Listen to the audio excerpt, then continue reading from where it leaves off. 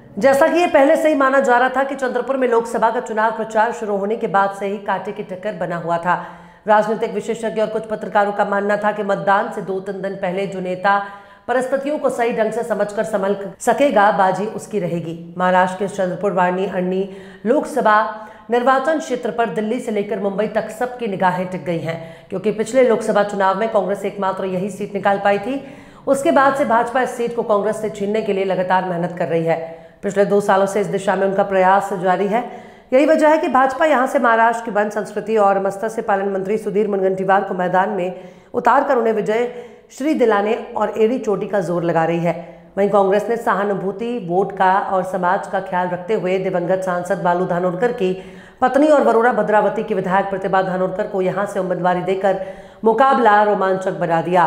दोनों के पक्ष में नेता अभिनेताओं की धुआंधार सभाएं हुई।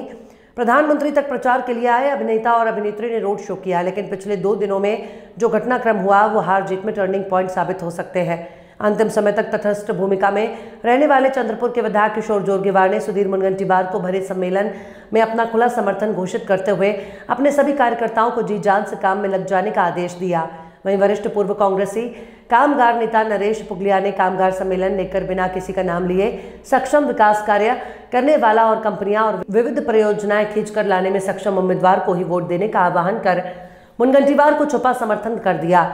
मानना है कि ये दोनों नेता 1 से 1.5 लाख वोट परिवर्तित करने का मादा रखते हैं। इस दृष्टि से इन दोनों नेताओं का मुनगंटीवार को समर्थन करना हार जीत में टर्निंग पॉइंट साबित हो सकता है।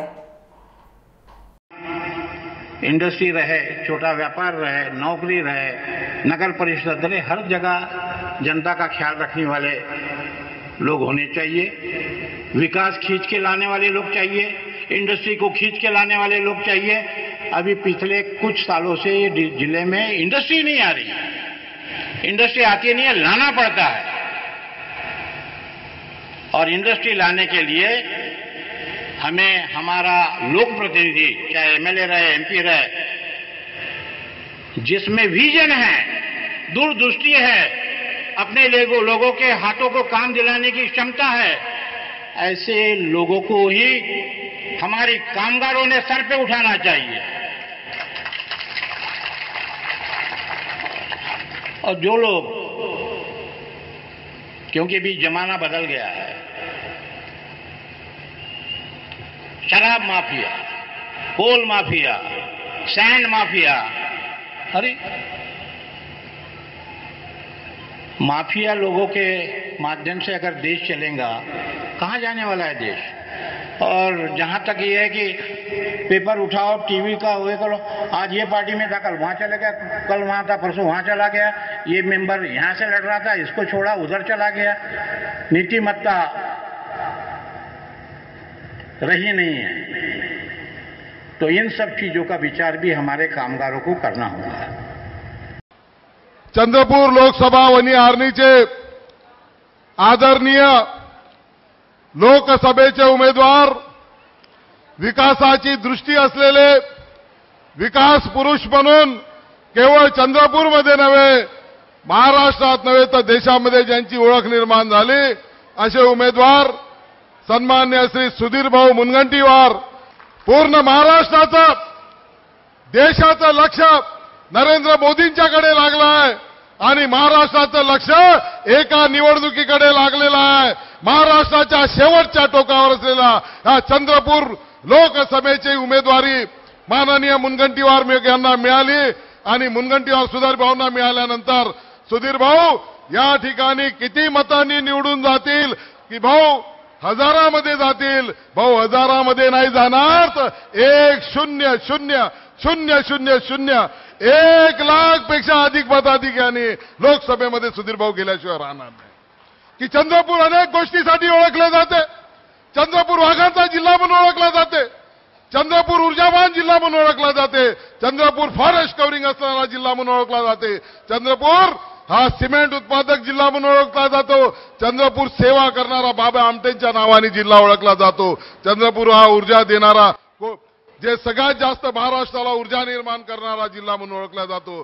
परंतु चंद्रपूर जिल्ह्याची ओळख एक दुसरी आहे, हा सुधीर मुनगंटीवारांच्या विकासाचा जिल्हा म्हणून सुद्धा हा महाराष्ट्रामध्ये ओळखला जातो, हे सुद्धा आपण लक्षात घेतलं पाहिजे। आणि या केंद्राच्या योजना आणण्याकरता सुधीर भाऊंना आपण लोकसभेत पाठवायचा हा निर्धार चंद्रपूरच्या जनतेने केला आहे। आता काही ठिकाणी घोषणा आहे अबकी बार 400 पार, हमारी घोषणा अलग है, अबकी बार सुधीर भाऊ खासदार, ही घोषणा आपल्याला, हे सार्थ आपल्याला करायचं आहे।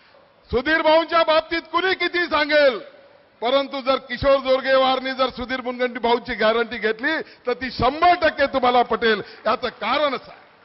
परंतु सुधीर भाऊ, तुम्ही या मंचावर येणार आहात, तुम्ही या ठिकाणी संबोधित करणार आहात, तुमच्यासाठी ही मीटिंग आयोजित केली आहे आणि म्हणून आमच्या बाईसाहेब सुद्धा या मंचावर तुम्हाला समर्थन करण्याकरता या ठिकाणी आलेले।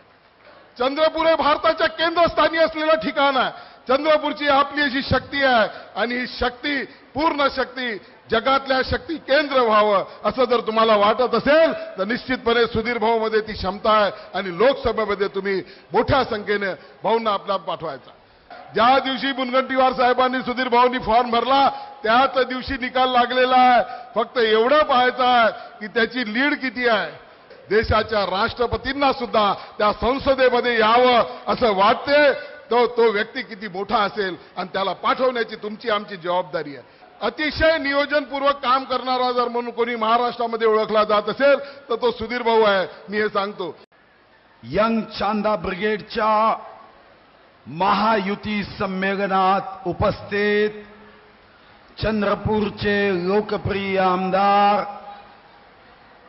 यंग चांदा ब्रिगेडचे सरसेनापती श्री किशोर जोरगेवार जी, मी सर्वप्रथम श्री किशोर जोरगेवार जी चंद्रपूर विधानसभेचे आमदार व यंग चांदा ब्रिगेडचे सरसेनापती त्यांना व त्यांच्या पदाधिकाऱ्यांना मनापासून धन्यवाद देतो, हृदयापासून आभार मानतो की अबकी बार 400 पार मध्ये सुधीर मुनगंटीवारी असावा म्हणून या बैठकीचं आयोजन केलं। श्री किशोर जोरगेवार अतिशय भावनेने भाषण देत होते। मी मनात विचार करत होतो की खरं तर आजचा कार्यक्रम म्हणजे हा महायुतीचा संगम आहे। या महायुतीच्या संगमामध्ये आजच्या यंग चांदा ब्रिगेड सुद्धा सामील झाली आणि जेव्हा हा संगम होतो आहे तेव्हा महायुतीचे सर्व मुख्य पक्ष आणि त्याचे पदाधिकारी हे सर्वच्या सर्व मंचावर उपस्थित आहे। हा संगम विचाराचा आहे आणि जेव्हा अतिशय भावनिक होऊन जोरगेवारजी भाषण करत होते तेव्हा कधीतरी शिक्षकांनी सांगितलेली मन आठवली कि पानी को अलग करने की कितनी भी कोशिश हो जाए पानी फिर से एक हो जाता है। या संगमा सुद्धा ही भावना शब्दातून मला जाणवत होती। हे खरंय की किशोर जोरगेवार 10 वर्ष माझ्या सोबत होता। कुछ क्षण पानी अलग हुआ होगा मगर फिर से ये विचारों का जल, विचारों की धाराएं एक हो गई। हा माझ्यासाठीच नव्हे तर अनेकासाठी आनंदाचा क्षण आहे। ही निवडणूक व्यक्तीच्या मोठेपणाची नाही, ही व्यक्तीच्या सन्मानाची नाही, ही निवडणूक देशाची आहे। ही निवडणूक देशाच्या सन्मानाची आहे। ही निवडणूक आमच्या प्राणप्रिय तिरंगा ध्वजाची आहे आणि या प्राणप्रिय तिरंगाच्या सन्मानासाठी यंग चांदा ब्रिगेडचे कार्यकर्ते ही सरसावले, याचा मला निश्चितपणे आनंद आहे। अरे देशामध्ये जर विश्वगौरव नरेंद्र मोदीजींचा टावर असेल आणि इथं चुकून काँग्रेसचं सिम कार्ड टाकलं तर सिग्नल लागणार नाही आणि मग मतदार विकासासाठी कितीही काही सांगण्याचा प्रयत्न केला तरी हॅलो हॅलो हॅलो शिवाय पुढे काहीच गाडी जाणार नाही। आणि म्हणून गरिबापासून प्रत्येक जाती धर्माच्या, रंगाच्या, वंशाच्या, वयाच्या मतदारांपर्यंत पोचा। दिवस कमी कमी आहे, पण कार्यकर्त्यांची संख्या जास्त आहे. जर तुम्ही निर्णय केला तर मला विश्वास आहे की आपल्या यंग चांदा ब्रिगेडचा प्रत्येक कार्यकर्ता निश्चितपणे चलो जगाए दीप वहां जहां अभी भी मतदाताओं के हृदय में अंधेरा है. आणि आपण जर निर्णय केला तर मी पूर्ण लोकसभा क्षेत्रामध्ये फिरून आलो आहे. जनतेचा आशीर्वाद आहे. जातीपातीवर निवडणूक जाते असं म्हणणाऱ्यांना आता कुणबी समाजाने तमाचा दिलाय.